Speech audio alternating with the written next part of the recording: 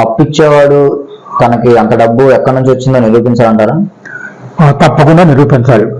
ఒక 10,000 5,000 అయితే పెద్దగా నిరూపించే అవసరం ఉండదు, నిరూపించడం కష్టం కూడా కాదు. కానీ ఏదో ₹1,00,00,000 ఇచ్చాను 2 కోట్లు ఇచ్చాను అని చెప్పి నోటి మీద రాయించుకుంటే మీకు ₹1,00,00,000 ఎక్కడి నుంచి వచ్చినాయి అని చెప్పి కోర్టు అడుగుతుంది. దాని వివరాలన్నీ కూడా కోర్టుకి సమర్పించాల్సి వస్తుంది. ఒకవేళ సమర్పించలేని పక్షంలో అది చల్లదా?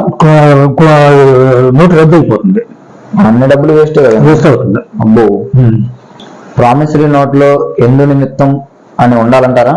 అవసరం లేదు? ఉండాలి, తప్పకుండా ఉండాలి. ప్రింటెడ్ ప్రామిసరీ నోట్ అయితే దాంట్లో ఉంటుంది. ఒకవేళ మనం చేతితో రాసిన ప్రామిసరీ నోట్ సరే, ఫలాని అవసరం కోసం తీసుకున్నాడు అప్పు అని చెప్పి ఉండాలంటే కుటుంబ ఖర్చుల నిమిత్తమనా, వ్యవసాయ ఖర్చుల నిమిత్తమనా, లేకపోతే కూతురు పెళ్లి చేయడం నిమిత్తమనా, ఏదో ఒకటి మొత్తం మీద కారణం ఉండాలి.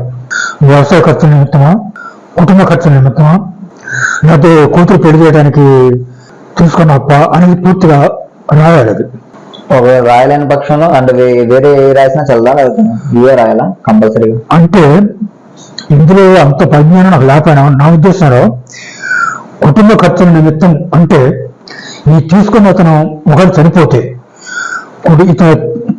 తీసుకున్న అతని కొడుకుని కూడా ఆ అప్పును తీర్చడానికి బాధ్యత వహించాలి. సాధ్యమైనంత వరకు కుటుంబ ఖర్చుల నిమిత్తం నోటు రాసేటప్పుడు ఆ కుటుంబ సభ్యులు కూడా నోటు రాసే కాడ ఉంచడం మంచిది. వారి సమక్షంలో కూడా రాస్తే అప్పుడు ఇతను ఒకటి చనిపోతే బిల్లు మీద పోవడానికి అవకాశం ఉంటుంది. నా సొంత ఖర్చు నిమిత్తం కనుక రాసి తీసుకుంటే అతను సొంత ఖర్చు మా నాన్న సొంత ఖర్చు నిమిత్తం తీసుకున్నాడు, మాకు బాధ్యత లేదు అని అన్న కూడా అనొచ్చు అనమాట. అందుకని ప్రత్యేకంగా కుటుంబ ఖర్చుల నిమిత్తమా, వ్యవసాయ ఖర్చుల నిమిత్తమా, సొంత ఖర్చుల నిమిత్తం అని చెప్పి ప్రత్యేకంగా రాయించేది ఈ సమస్య రాకుండా ఉండటానికే. ప్రామిసరీ నోట్ లో రాసేటప్పుడు తండ్రి పేరు ముందు ఉండాలా? అంటే ఒక్కొక్కళ్ళు తండ్రి పేరు ముందు తర్వాత కొడుకు పేరు రాస్తూ ఉంటారు. కుమారుడు, వారి యొక్క కుమారుడు అని. ఒక్కొక్కళ్ళేమో కొడుకు పేరు రాసి తర్వాత తండ్రి పేరు రాస్తారు. అలా రాస్తే మంచిదన్నారు. ఇది కొంచెం జటిలమైన ప్రశ్నే. సాధారణంగా ఇంగ్లీష్ భాషకి తెలుగు భాషకి ఉన్న తేడా కూడా ఇక్కడ చెప్పుకోవాలి. ఇంగ్లీష్ ఏంటంటే రామయ్య సన్ ఆఫ్ సోమయ్య అని రాస్తారు. అట్ట రాసే పద్ధతి తెలుగులో లేదు. అదే ఇంగ్లీష్ లో ఇంకో పద్ధతి కూడా ఉంది, రామయ్య సన్ సోమయ్య అని కూడా రాయొచ్చు, లేకపోతే సోమయ్య సన్ రామయ్య అని రాయొచ్చు. అట్లా అపాస్ట్రఫీస్ పెట్టి రాయటం ఒక పద్ధతి, అపాస్ట్రఫీస్ లేకుండా రామయ్య సన్ ఆఫ్ సోమయ్య అని రాసే పద్ధతి ఉంది. కాబట్టి ఇంగ్లీష్ లో ఆ సందిగ్ధం అనేది రాదు. పూర్వం మన గ్రామాల్లో ప్రామిసరీ నోటు రాయించుకునేటప్పుడు ఏమని రాసేవాడంటే ఫలానా రామయ్య గారి కుమారుడు సోమయ్య రాయించి ఇచ్చిన ప్రామిసరీ నోటు అని రాసేవాడు. దీంట్లో కూడా అనుమానం ఏమీ లేదు. రామయ్య గారి కుమారుడు సోమయ్య ఇచ్చిన ప్రామిసరీ నోటు అంటే అనుమానం లేదు. కానీ ఈ మధ్య కొంచెం ఫ్యాషన్ మారి రామయ్య తండ్రి సోమయ్య రాయించి ఇచ్చిన ప్రామిసరీ నోటు అంటున్నారు. ఎట్లా అంటున్నారంటే రాసేది ప్రామిసరీ నోటు, రామయ్య తండ్రి సోమయ్య రాసినట్టు. అంటే మనం మామూలుగా తెలుగు భాషలో రాసుకోవాలంటే రామయ్య తండ్రి సోమయ్య రాసినట్టు సోమయ్య రాసిందని మనం అర్థం చేసుకుంటాం, కానీ రామయ్య చేసిన అర్థం చేసుకోం. కానీ ఈ పద్ధతి ఎలా వచ్చిందో తెలియదు, కానీ రామయ్య తండ్రి సోమయ్య రాయించి ఇచ్చిన ప్రామిసరీ నోటు అంటాం ఒకటి వాడుకలోకి వచ్చింది. నేను ఈ పద్ధతిని మాత్రం ఒప్పుకోను. మరి కోర్టుల్లో కూడా ఇది చెల్లుతుందేమో నాకైతే తెలియదు.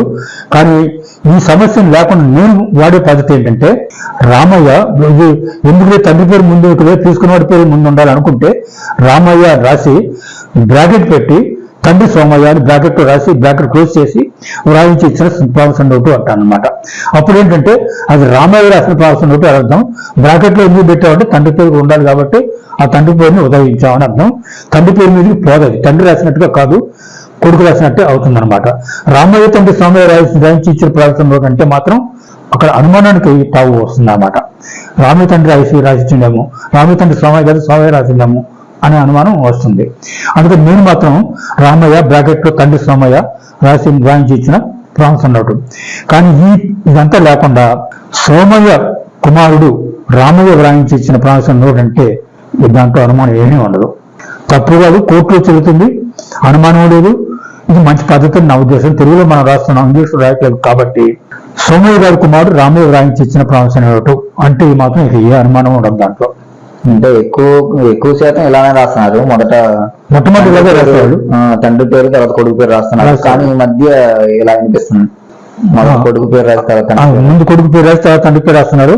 ఇది కొత్త పద్ధతి. ఈ పద్ధతిలో మాత్రం అనుమానంగా కొద్దిగా ఉంటుంది, కానీ ఈ అనుమానాన్ని అంతగా పట్టించుకోవట్లేదు. కోర్టు కూడా దీన్ని అనుమానం లేని కింద లెక్కేసుకుంటున్నారు. అయినా సరే నా ఉద్దేశంలో మాత్రం సోమయ్య గారి కుమారుడు రామయ్య రాయించి ఇచ్చిన ప్రాక్షన్ నోట్ రాస్తే మాత్రం మంచిది. ఈ ప్రింటెడ్ ఫార్మ్స్ లో మాత్రం అట్లా ఉండటం లేదు. అట్లా ఉంటే మంచిది అనమాట.